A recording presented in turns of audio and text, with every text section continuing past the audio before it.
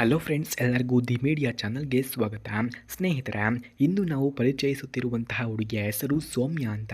ಇವರ ವಯಸ್ಸು 34 ವರ್ಷ. ಮೂಲತಃ ಇವರು ಮೈಸೂರು ಜಿಲ್ಲೆಯವರು. ಇದೀಗ ಬೆಂಗಳೂರಿನಲ್ಲಿ ಖಾಸಗಿ ಕಂಪನಿಯಲ್ಲಿ ಆಡಳಿತ ವಿಭಾಗದಲ್ಲಿ ಕೆಲಸವನ್ನು ಮಾಡ್ತಿದ್ದಾರೆ ಎಂದು ಕೂಡ ಹೇಳಲಾಗ್ತಿದೆ. ಇವಳು ಸ್ವಾಭಾವಿಕವಾಗಿ ಶಾಂತ, ಸ್ನೇಹಭರಿತ, ಬುದ್ಧಿವಂತ ಮತ್ತು ಪುನಃ ಪೂರ್ಣ ಹುಡುಗಿ ಎಂದು ಕೂಡ ತಿಳಿಸಲಾಗ್ತಿದೆ.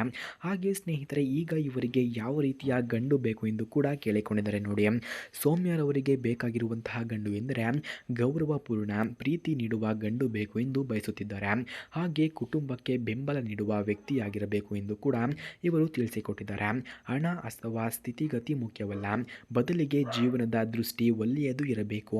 ಅವರು ತಮ್ಮ ಮಗುವಿನೊಂದಿಗೆ ಒಟ್ಟಾಗಿ ಬಾಳನ್ನ ಸಿದ್ಧನಾಗಿರುವ ಸಂಗಾತಿಯನ್ನು ಬಯಸುತ್ತಿದ್ದಾರೆ.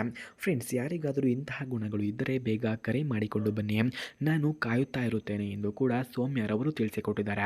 ಸ್ನೇಹಿತರೆ, ಯಾರಿಗಾದರೂ ನಿಜವಾಗಿಯೂ ಸೌಮ್ಯರವರ ಫೋನ್ ನಂಬರ್ ಅಥವಾ ಅಡ್ರೆಸ್ ನಿಮಗೆ ನಿಜವಾಗಿಯೂ ಬೇಕಾಗಿದ್ದರೆ ಮೊದಲು ನಮ್ಮ ಚಾನಲನ್ನು ಸಬ್ಸ್ಕ್ರೈಬ್ ಮಾಡ್ಕೊಳ್ಳಿ. ಆ ನಂತರ ಜಾಯಿನ್ ಎಂಬ ಬಟನ್ ಕಾಣಿಸುತ್ತೆ. ಜಾಯಿನ್ ಬಟನ್ ಮೇಲೆ ಕ್ಲಿಕ್ ಮಾಡಿ ನಮ್ಮ ಮೆಂಬರ್ಶಿಪ್ಗೆ ಜಾಯಿನ್ ಆದವರಿಗೆ ಮಾತ್ರ ಸೌಮ್ಯರವರ ಫೋನ್ ನಂಬರ್ ಹಾಗೂ ಅಡ್ರೆಸ್ ನಿಮಗೆ 100ಗೆ 200% ದೊರಕುತ್ತದೆ.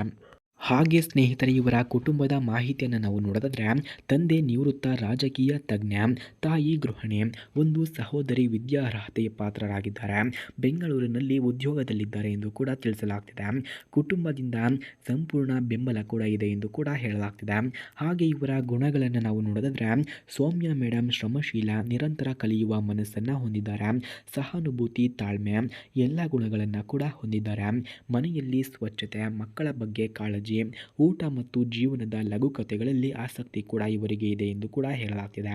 ಹಾಗೆ ಇವರು ಅನುಭವಿಸಿದಂತಹ ಕಷ್ಟಗಳನ್ನು ನಾವು ನೋಡೋದಾದರೆ ಮದುವೆಯಾದ ನಂತರ ಗಂಡನಿಂದ ಬೆದರಿಕೆ, ಗೌರವ ಕಳೆವು, ಹಾಗೆ ಹಣಕಾಸು ಸಮಸ್ಯೆಗಳು ಇವೆಲ್ಲವುಗಳು ತಾಳಿಕೊಂಡು ಕೊನೆಗೆ ವಿಚ್ಛೇದನ ಆಯಿತು ಎಂದು ಕೂಡ ತಿಳಿಸಿಕೊಟ್ಟಿದ್ದಾರೆ.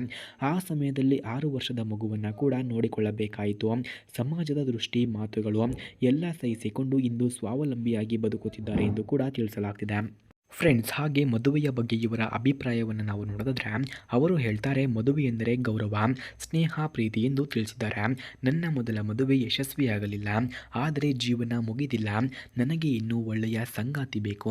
ನನ್ನ ಮಗುವಿನ ಭವಿಷ್ಯಕ್ಕೂ ಸೂಕ್ತ ಮಾರ್ಗ ಬೇಕು ಎಂದು ಇವರು ನಂಬುತ್ತಿದ್ದಾರೆ. ಅಂತಿಮ ಆಹ್ವಾನ. ಸ್ನೇಹಿತರೆ, ಯಾರಿಗಾದರೂ ನಿಜವಾಗಿಯೂ ನನ್ನೊಂದಿಗೆ ಮತ್ತು ಮಗುವಿನೊಂದಿಗೆ ಜೀವನವನ್ನು ಕಟ್ಟಿಕೊಳ್ಳಲು ಆಸಕ್ತಿ ಇದ್ದರೆ ದಯವಿಟ್ಟು ಸಂಪರ್ಕಿಸಿ. ನಾನು ಹೊಸ ಅಧ್ಯಾಯವನ್ನು ಪ್ರಾರಂಭಿಸಲು ಸಿದ್ಧಳಿದ್ದೇನೆ ಎಂದು ಕೂಡ ತಿಳಿಸಿಕೊಟ್ಟಿದ್ದಾರೆ. ಸ್ನೇಹಿತರೆ, ಯಾರಿಗಾದರೂ ನಿಜವಾಗಿಯೂ ಇವರ ಫೋನ್ ನಂಬರ್ ಅಥವಾ ಅಡ್ರೆಸ್ ನಿಮಗೆ ಬೇಕಾಗಿದ್ದರೆ ಮೊದಲು ನಮ್ಮ ಚಾನಲನ್ನು ಸಬ್ಸ್ಕ್ರೈಬ್ ಮಾಡ್ಕೊಳ್ಳಿ. ಆ ನಂತರ ಜಾಯಿನ್ ಎಂಬ ಬಟನ್ ಕಾಣಿಸುತ್ತೆ. ಜಾಯಿನ್ ಬಟನ್ ಮೇಲೆ ಕ್ಲಿಕ್ ಮಾಡಿ ನಮ್ಮ ಮೆಂಬರ್ಶಿಪ್ಗೆ ಜಾಯಿನ್ ಆದವರಿಗೆ ಮಾತ್ರ ಇವರ ಫೋನ್ ನಂಬರ್ ಹಾಗೂ ಅಡ್ರೆಸ್ ನಿಮಗೆ ದೊರಕುತ್ತದೆ. ಧನ್ಯವಾದಗಳು.